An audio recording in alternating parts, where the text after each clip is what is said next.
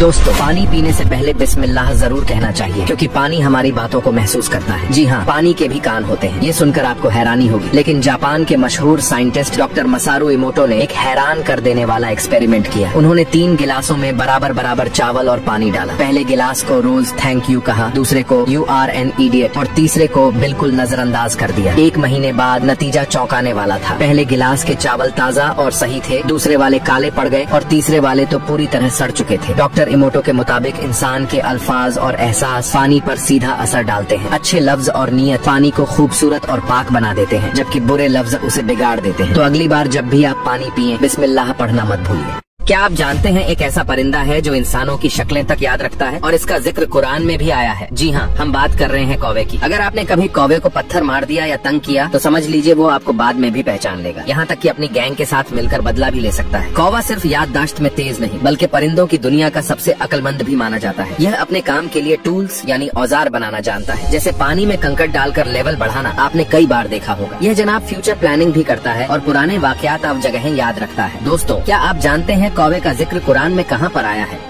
अल्लाह ने इंसान के जिस्म के हर हिस्से को किसी न किसी मकसद से बनाया है और जब आप जानेंगे तो हैरान रह जाएंगे। सवाल नंबर 1, अल्लाह ने आंसुओं का सिस्टम सिर के पास दिमाग में क्यों रखा? जवाब, अगर आंसू ऊपर यानी दिमाग के पास ना होते तो हमारा दिमाग सूख सकता था और नुकसान पहुंच सकता था। आंसू सिर्फ रोने के लिए नहीं होते, ये आंखों को नमी देने और दिमाग को ठंडा रखने का भी जरिया है। सवाल नंबर 2, नाक के सुराख नीचे की तरफ क्यों है? जवाब, अगर ये ऊपर होते तो नाक से गंदगी बाहर नहीं निकल पाती और इससे इंसान बीमार पड़ सकता था। साथ ही खाने से पहले उसकी खुशबू सूंघ कर पहचानने की ताकत भी खत्म हो जाती। सवाल नंबर 3, आंखों पर भौहें और पलकें क्यों रखी गईं? जवाब, भौहें तेज रोशनी से आंखों को बचाती हैं और साथ ही पलकें हवा और मिट्टी से आंखों की हिफाजत भी करती। बेशक अल्लाह बेहतरीन बनाने वाला है।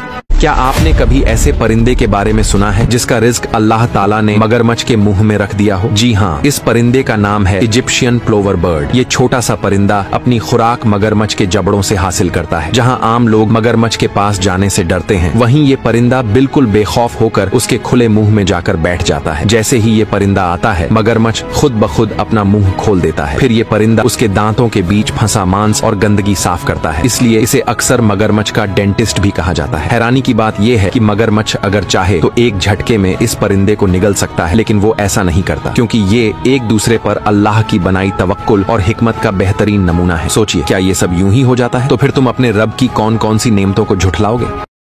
आज हम बात करेंगे एक ऐसे शख्स के बारे में जिसके बारे में रसूल अल्लाह सल्लल्लाहु अलैहि वसल्लम ने सख्त अल्फाज फरमाए हैं और जिसकी वजह से उसका जन्नत में दाखिल होना हराम करार दिया गया है, और वो है दय्यूस। दय्यूस कौन होता है? हदीस शरीफ में आता है कि दय्यूस वो शख्स है जो अपनी औरत, अपनी बेटी, अपनी बहन या अपने घर की किसी भी औरत में बेहयाई, बदकारी या गैर मर्दों के साथ गलत ताल्लुकात को देख कर भी बर्दाश्त करे या इस पर गैरत न करे। रसूल अल्लाह सल्लल्लाहु अलैहि वसल्लम ने फरमाया, 3 तरह के लोग जन्नत में दाखिल नहीं होंगे। नंबर 1, माँ बाप का नाफरमान। नंबर 2, दय्यूस जो अपने घर वालों में बेहयाई बर्दाश्त करे। और नंबर 3, औरतों की तरह मर्दानगी छोड़ने वाला। दय्यूस के लिए जन्नत हराम क्यों है? क्योंकि दय्यूस के दिल से अल्लाह ताला गैरत ईमानी निकाल देते हैं, और जब दिल से गैरत चली जाए तो इंसान बेहयाई, जिना और फुहशी के माहौल को रोकने की कोशिश नहीं करता। ऐसे लोग अपने घर की इज्जत की हिफाजत नहीं करते और ये अल्लाह के हुक्म की खुली मुखालफत है। आज के दौर में दय्यूसी की शक्लें बीवी, बहन या बेटी को ऐसे कपड़े पहनने देना जो गैर मर्दों के सामने जीनत दिखाएं, सोशल मीडिया पर उनकी तस्वीरें, वीडियो डालना,